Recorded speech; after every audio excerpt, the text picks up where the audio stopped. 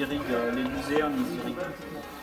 Parce qu'ils ont la possibilité d'avoir, enfin ils ont la dialyse qui passe à côté du coup. Ils peuvent irriguer.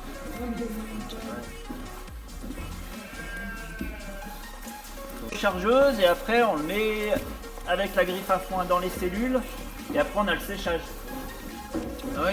Du coup le pan sud il est doublé là et il y a une grosse turbine qui aspire l'air sur chaque pignon.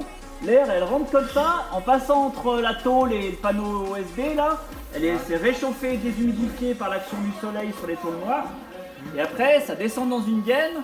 Et le foin il est posé sur un caillebotis et en soufflant ça sèche, ça sèche le foin. Ouais, il faut pas qu'il y ait trop de neige sur le toit. Quoi. Ouais mais on fauche pas l'hiver. Ah bah oui. Oui mais même, non mais faut sécher.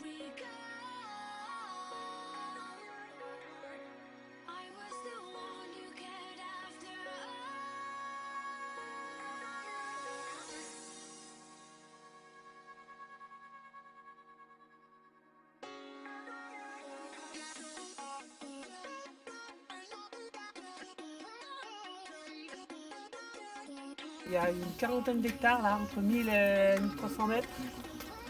Et après il y a un alpage en location. Toutes les terres sont en location. Aucune terre en propriété.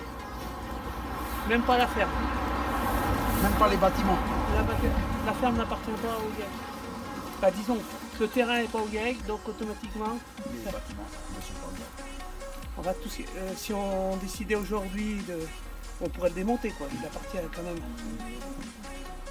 Ça appartient pas si on laissait le bâtiment avec le terrain, mais autrement. Vous avez fait construire sur un bâtiment. Ça, ce bâtiment-là, tout en autoconstruction. Mais vous avez fait construire. On a fait un seul électricité. Tout le reste, même couper le bois en forêt, c'est nouveau.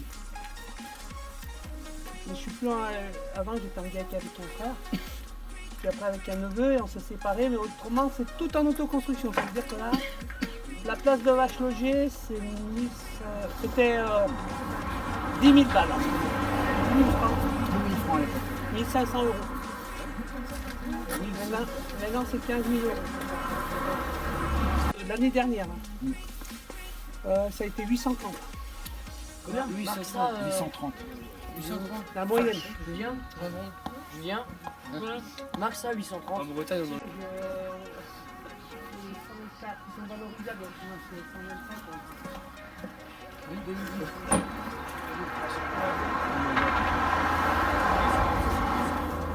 C'est riche, généralement. Voilà, c'est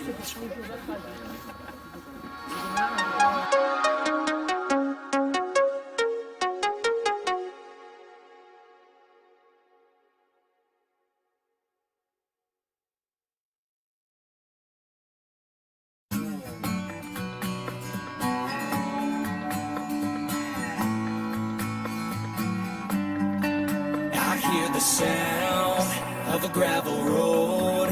I feel the wheels of a Detroit steel taking me home. I see the house. Comment on commençait ici sur la commune, il y a à peu près 4000, tu me diras si je me trompe, 4200 hectares de forêt et la moitié qui appartient à l'État avec une gestion communale et l'autre moitié à des particuliers. Bon, 4200 hectares, pour vous situer un petit peu, c'est l'équivalent au moins de 3 communes françaises. Simplement pour la forêt. Alors, les scieries, eh bien, elles étaient construites tout auprès des cours d'eau. Pourquoi c'était construit auprès des cours d'eau? Eh bien, parce que, qu'est-ce qu'on va faire avec l'eau? L'énergie. De l'énergie.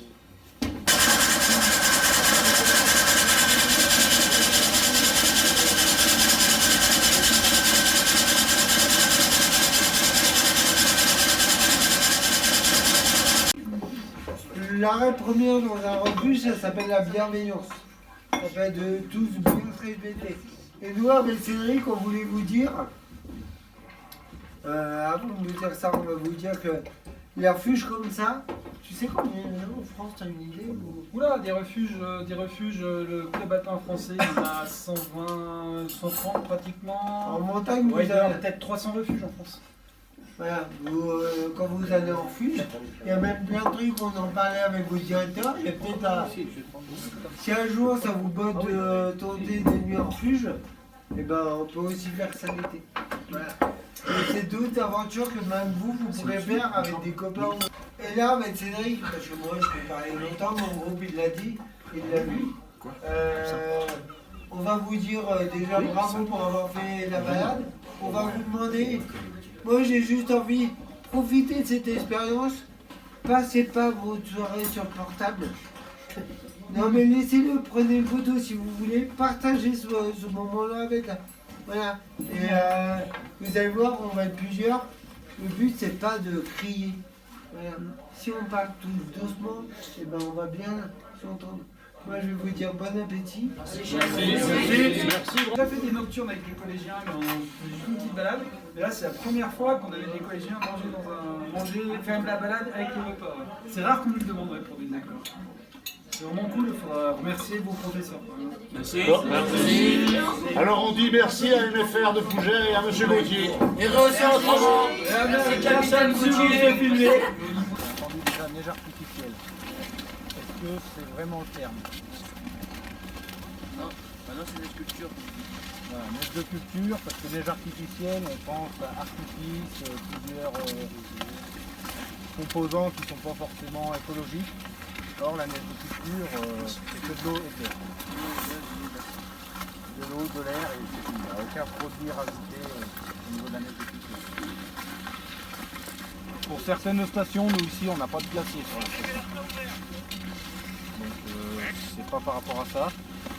Donc on peut la retrouver par exemple avec des cours d'eau ou des réserves d'eau potable. Sachant qu'on a pas mal de restrictions pour pouvoir récupérer cette eau. Donc nous sur la station on récupère l'eau dans un ancien réservoir d'eau potable. Donc on a des débits réservés, donc ça veut dire qu'on a le droit de prendre une certaine partie du volume. Donc les pompes oscillent en termes de débit entre 90 et 200 m3. Avec des moteurs à 20 kW. Et il y en a un petit derrière au fond. Oui. Ça, c'est l'évidence. Celui-là, il permet de refroidissement des lacs. Avec de faire trop chaud et sur les pistes pas chaudes. Donc, pour la refroidir, si vous avez un ordre d'idée déjà, la température de l'eau fabriquer de la neige. 4, 0, moins 2, moins 3, moins 10, ouais, c'est à quel état? 1 degré. Donc, moins 3, moins 3, moins 3, Au zéro. c'est pareil. Au zéro au moins. 0, on commence à faire bien. 28, 28. Donc pour être bien, il y a un jour à 2 degrés. Et là,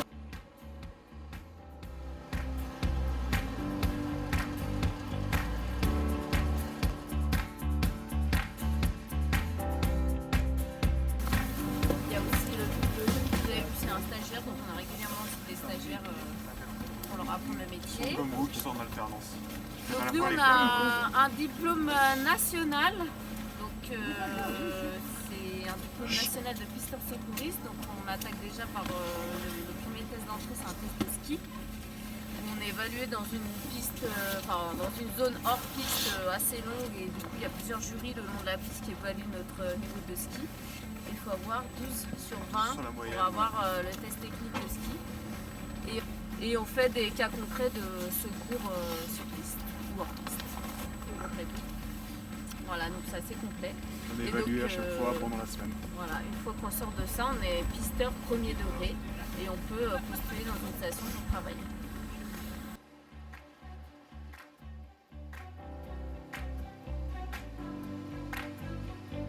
Hors piste ou alors pour les victimes qui ont des traumatismes au niveau du dos, parce qu'en fait, comme on est deux, on va pouvoir porter la barquette avec la victime dedans et ça évite qu'elle ressente trop de vibrations, trop de secousses. Voilà, après c'est pas léger, hein, comme vous pouvez supposer, mais quand même assez lourd. Donc tout ça. Bah, c'est Victour, ouais. Donc après, c'est des techniques qu'on a appris pour skier avec et à quel numéro de balise on est. Donc les balises, c'est super important, c'est quand soit vous êtes victime, soit vous êtes témoin d'un accident. Le but, c'est d'aller dire, quand vous appelez les secours ou quand vous faites appeler les secours, c'est de dire, bah voilà, je suis blessé à telle balise et à telle piste. C'est super important de donner des informations bien précises parce que...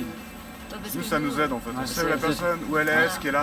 Et nous, on gagne du temps en fait. Si une personne est inconsciente, on va pas prendre le même matériel pour un jeu pour une épaule. C'est un peu comme les pompiers, il faut dire leur adresse. Exactement, c'est pareil. Et ensuite, donc, sur chaque bord de piste, vous avez des jalons. Par exemple, si c'est une piste noire, jalon noir à bout orange et des jalons noirs à bout gris. Est-ce que vous savez la différence? Noir, peut-être. En fait, ça c'est sur la même piste. C'est-à-dire quand vous descendez une piste noire, et ben à votre droite, vous avez systématiquement des jalons noirs à bout orange. Et à votre gauche, systématiquement des jalons noirs à bout gris. Et ça, c'est pareil sur toutes les pistes. Le bout orange à droite et le bout gris à gauche. Ça, c'est en fait, c'est juste pour se repérer dans le brouillard. Ah, ok, la norme. Quand vous êtes dans le brouillard et que vous savez plus trop où vous en êtes, et ben si vous êtes, si vous avez les jalons à bout orange à votre droite, en fait, c'est pour les dameurs. Au bon endroit de la piste. En fait, vous, ce qui vous sert, c'est ça. Et le damage, en fait, c'est le bout gris. Ça réfléchit en fait les phares. Du coup, Et ça pourrait arriver, bah dans ce cas-là, ouais, on appelle un collègue. Après, nous, on est sur les skis tous les jours, donc on est autant à risque de quelqu'un d'autre de se faire mal aux genoux. C'est déjà arrivé. Hein. Bah, on perd tous les clients qui sont sur la piste et on les achemine à la station.